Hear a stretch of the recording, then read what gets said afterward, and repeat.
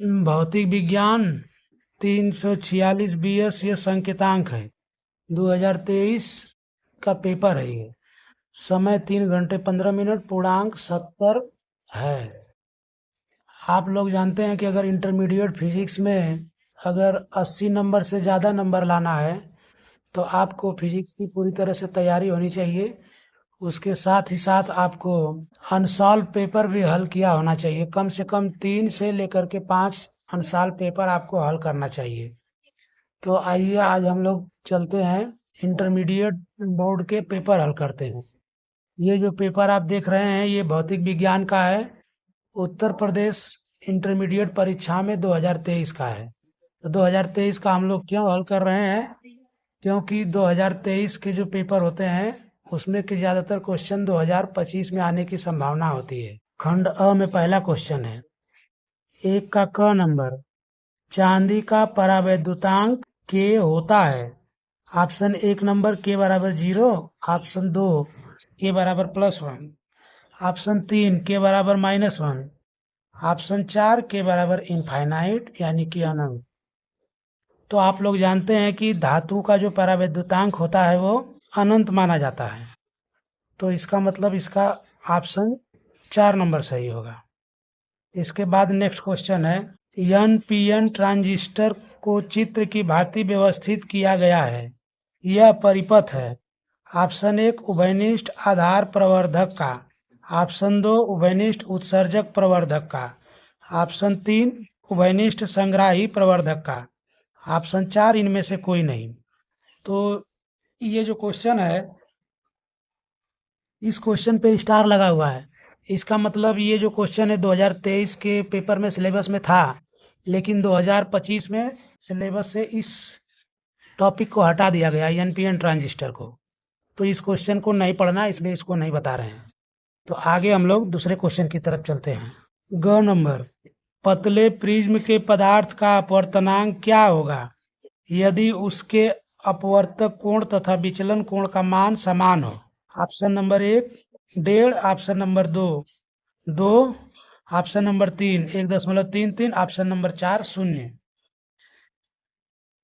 इस सवाल को लगाने के लिए, विचलन कोण को लगाने के लिए यहाँ पे एक फॉर्मूला होता है, डेल्टा m बराबर n-1 इंटू a होता है। तो यहाँ पे क्वेश्चन में दिया है कि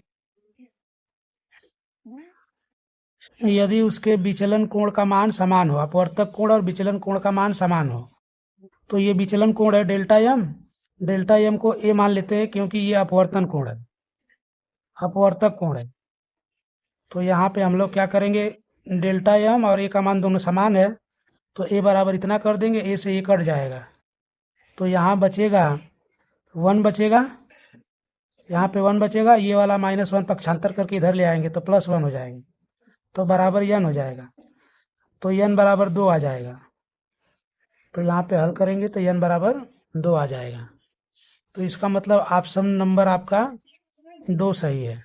घ नंबर क्वेश्चन है, समीकरण 4 1H1 arrow 2He4 +2 +1 beta 0 +q व्यक्त करता है। ऑप्शन 1 नाभिकीय विखंडन, ऑप्शन 2 नाभिकीय संलयन, ऑप्शन 3 नाभिकीय विघटन, और नंबर 4 इनमें से कोई नहीं। तो इस क्वेश्चन को हल करेंगे तो देखिए, नाभिकीय संलयन इसका सही उत्तर होगा। नाभिकीय संलयन क्यों सही उत्तर होगा? क्योंकि 4 1H1 ये प्रोटियम है, या फिर साधारण हाइड्रोजन इधर है और दाहिने तरफ हीलियम का परमाणु है। तो हीलियम का परमाणु भारी होता है और हाइड्रोजन का परमाणु हल्का होता है। तो हाइड्रोजन के हल्के हल्के परमाणु जुड़ करके भारी हीलियम बना रहे हैं। तो जब भारी परमाणु बनाते हैं तो उसको हम लोग नाभिकीय संलयन कहते हैं। नेक्स्ट क्वेश्चन है, अंग नंबर, निम्नलिखित में से कौन सा मूल कण नहीं है? Option 1 positron, option 2 electron, option 3 alpha कण, ऑप्शन 4 न्यूट्रिनो। तो इसका सही उत्तर है अल्फा कण, क्योंकि अल्फा कण एक तरह का हीलियम का नाभिक होता है, लेकिन पॉजिट्रॉन, इलेक्ट्रॉन और न्यूट्रिनो ये सभी मूल कण हैं। इसके बाद है च नंबर क्वेश्चन है, प्रतिरोध R, प्रेरकत्व L तथा संधारित्र C श्रेणी क्रम में जोड़े गए हैं।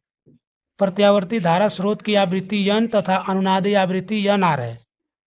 किस स्थिति में धारा विभव से पश्चगामी होगी?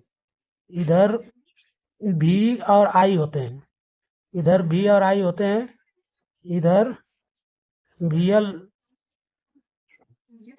इधर VL होता है और इधर नीचे की तरफ VC होता है, और इधर एक चित्र होता है इस तरह से, ये बीच में V होता है, ये बीच वाला चित्र V का है। तो यहाँ पे देखिए ये आपका हो गया VL मतलब वोल्टेज ऑफ L यानी कुंडली का वोल्टेज, इधर V का मतलब हो गया तार का प्रतिरोध, और VC का मतलब संधारित्र का वोल्टेज। तो ये चित्र हो गया। इधर देखिए ये चित्र ये वाला तब बनता है जब VL ग्रेटर देन VC होता है, तब VL जब बड़ा होता है VC से तब ये चित्र बनता है। तो यहाँ पे पूछा है कि धारा विभव से पश्चगामी होगी, तो ये देखिए धारा है और ये वाला जो परिणामी विभव है, तो ये परिणामी ये धारा से आगे विभव है, या फिर हम लोग कह सकते हैं विभव से पीछे धारा है। तब विभव से पीछे जब धारा होती है तो उस समय VL ग्रेटर देन VC होता है। इसका मतलब अनुनादी आवृत्ति के लिए VL बराबर VC लेंगे, VL बराबर VC लेंगे तो VL का मान होता है IXL होता है और VC का मान होता है IXC। I से I कट जाएगा तो XL का मान होता है ओमेगा L और XC का मान होता है 1/ωc। तो यहाँ से अगर हम लोग गुणा कर दें तो ये आ जाएगा, ओमेगा का ओमेगा में गुणा कर दे तो ओमेगा स्क्वायर बराबर आ जाएगा 1/LC। अब यहाँ से अगर हम लोग इसको ओमेगा का मान रख दें 2πn का होल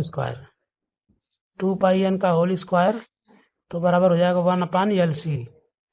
तो यहाँ से अगर हम लोग n का मान निकालें तो n बराबर आ जाएगा 1/2π√LC। तो ये जो मान है n का मतलब हो गया आवृत्ति यानी धारा स्रोत की आवृत्ति, और इस मान को हम लोग अनुनादी आवृत्ति कहते हैं। तो इसको हम लोग लिख सकते हैं n और इसको लिख सकते हैं nr। तो यहाँ पे ग्रेटर लेके बनाए सवाल को कि VL ग्रेटर देन VC होना चाहिए। इस सवाल को VL ग्रेटर देन VC मतलब होना चाहिए, VL बड़ा है VC से तभी ये शर्त निकल रहा है। तो इस तरह से ग्रेटर का प्रयोग करते जाएंगे तो n ग्रेटर देन nr आ जाएगा। तो इस क्वेश्चन का जो सही उत्तर है n ग्रेटर देन nr यानी ऑप्शन नंबर 4 सही होगा। नेक्स्ट क्वेश्चन है विद्युत चुंबकीय तरंगों की कोई दो मुख्य विशेषताएं लिखिए। तो इसका जो पहली विशेषता होती है नंबर 1, विद्युत चुंबकीय तरंगें निर्वात में 1/√μ0ε0 के वेग से गमन करती हैं, जिसका मान प्रकाश के वेग यानी कि c बराबर 3 × 10⁸ मीटर प्रति सेकंड के बराबर होता है। दूसरा गुण, विद्युत चुंबकीय तरंगें त्वरित आवेशित कणों से उत्पन्न होती हैं। दूसरा गुण है इसका, विद्युत चुंबकीय तरंगें त्वरित आवेशित कणों से उत्पन्न होती हैं। नेक्स्ट क्वेश्चन है देहली तरंग दैर्ध्य से क्या तात्पर्य है? देहली तरंग दैर्ध्य से क्या तात्पर्य है? तो इसका आंसर होगा प्रकाश की वह दीर्घतम तरंग दैर्ध्य जो किसी धातु की सतह पर प्रकाश इलेक्ट्रॉनों को उत्सर्जित करा सके, उस धातु की देहली तरंग दैर्ध्य अथवा संस्तब्ध तरंग दैर्ध्य कहलाती है। इसे लैम्डा नॉट से प्रदर्शित करते हैं।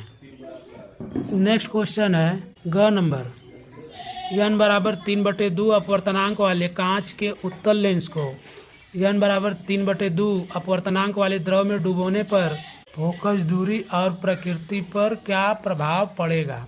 द्रव में फोकस दूरी का सूत्र होता है 1/FL बराबर LNG -1 × 1/R1 - 1/R2। तो अगर उत्तल लेंस है, उत्तल लेंस में इधर वाला हिस्सा यहाँ से यहाँ तक की दूरी को R1 कहेंगे और यहाँ से इधर की दूरी को R2 कहेंगे। तो इधर वाली जो दूरी होगी वो धनात्मक होगी और ये वाली दूरी ऋणात्मक होगी। R1 ये वाला हिस्सा R1 है और इधर वाला R2 है।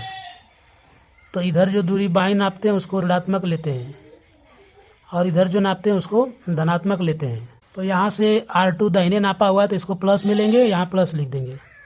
और R1 यहाँ से बाएं नाप रहे हैं तो इसको माइनस लिख देंगे। तो यहाँ से इस सूत्र को हम लोग, इस चित्र को अगर हम लोग फिर से बनाएंगे तो यहाँ पे लिख सकते हैं 1/LNG को लिख सकते हैं NG/NL और यहाँ A लगा देंगे ANG/ANL -1 इंटू 1/-R1 -1/R2 ये हो गया। अब इसके बाद इसको अगर हम लोग हल करेंगे तो 1/FL बराबर ANG का जो मान दिया है वो n 3/2 दिया है तो यहाँ पे 3/2 लिख देंगे और ANL का मान भी 3/2 दिया हुआ है तो ये 3/2 कर देंगे, -1 कर देंगे और यहाँ पे आ जाएगा -1/R1 -1/R2। 3/2 से 3/2 कट जाएगा तो यहाँ 1 बचेगा, 1 में से 1 घटेगा तो 0 बचेगा। तो 0 का इसमें गुणा कर देंगे, यहाँ पे 0 बचेगा, 0 का इसमें गुणा कर देंगे तो 0 आ जाएगा। तो 0 बचेगा, इसको हम लोग 0/1 भी लिख सकते हैं। तो 1/FL का मान 0/1 तो FL/1 का मान यानी FL का मान 1/0 का मतलब इनफाइनाइट मतलब अनंत। तो फोकस दूरी अनंत हो जाएगी। तो फोकस दूरी क्या हो जाएगा? फोकस दूरी अनंत हो जाएगी। आंसर लिखेंगे फोकस दूरी अनंत हो जाएगी। अब प्रकृति पर क्या प्रभाव पड़ेगा? तो हम लोग लिखेंगे कि यह समतल दर्पण की भांति व्यवहार करेगा। समतल दर्पण की भांति व्यवहार करेगा क्योंकि समतल दर्पण की फोकस दूरी अनंत मानी जाती है। तो नेक्स्ट क्वेश्चन है आपका 7N14। ये वाला क्वेश्चन नहीं पढ़ना क्योंकि सिलेबस से हट गया है। 7N14 नाभिक पर कूलाम में आवेश की गणना कीजिए। तो आवेश का गणना करना है तो Q बराबर N वाला फार्मूला लगाएंगे। Q बराबर N। तो N मतलब नंबर ऑफ आवेश यानी नंबर ऑफ इलेक्ट्रॉन या प्रोटॉन। तो यहाँ पे देखिए नाभिक अगर हम लोग देखें तो ये ऐसे नाभिक बनाते हैं। ये नाभिक हो गया 7N14 मतलब 7 प्रोटॉन इसमें है और 14 में से 7 घटाएंगे तो 7, इसका मतलब 7 न्यूट्रॉन इसके भीतर है नाभिक में। तो नाभिक पर आवेश की गणना करना है तो 7 प्रोटॉन पे प्लस 7 ही आवेश होगा और न्यूट्रॉन पे कोई आवेश नहीं होता है तो 0 हो जाएगा। तो फिर 7 प्रोटॉन पे यानी इसमें प्रोटॉन 7 है तो N का मान हम लोग 7 लेंगे। इलेक्ट्रॉन पे आवेश का मान होता है 1.6 × 10⁻⁻19। इसको गुणा कर देंगे तो 16 × 112 यानी 11.2 × 10⁻⁻19 कूलाम आवेश हो गया। तो क्वेश्चन नंबर अंग हो गया। इसके बाद नेक्स्ट क्वेश्चन है एक हेनरी स्वप्रेरकत्व को परिभाषित कीजिए। तो स्वप्रेरकत्व गुणांक या फिर स्वप्रेरकत्व उसको कहते हैं। तो स्वप्रेरण गुणांक या स्वप्रेरकत्व L बराबर होता है -E/ΔI/ΔT, जहाँ पे I धारा है और T टाइम है और E जो है कि वैद्युत वाहक बल है। अगर E का मान 1 ले लें और ΔI और ΔT का मान 1 ले लें तो यहाँ पे 1/1 यानी कि 1 हेनरी आएगा। तो यहाँ से 1 हेनरी की परिभाषा हम लोग लिख सकते हैं। 1 हेनरी की परिभाषा क्या है? ये परिभाषा है 1 हेनरी उस कुंडली के स्वप्रेरण गुणांक के बराबर है जिसमें 1 एम्पीयर प्रति सेकंड की दर से धारा परिवर्तन होने पर 1 वोल्ट का स्वप्रेरित विद्युत वाहक बल उत्पन्न होता है। 1 हेनरी उस कुंडली के स्वप्रेरण गुणांक के बराबर है जिसमें 1 एम्पीयर प्रति सेकंड की दर से धारा परिवर्तन होने पर 1 वोल्ट का स्वप्रेरित विद्युत वाहक बल उत्पन्न होता है।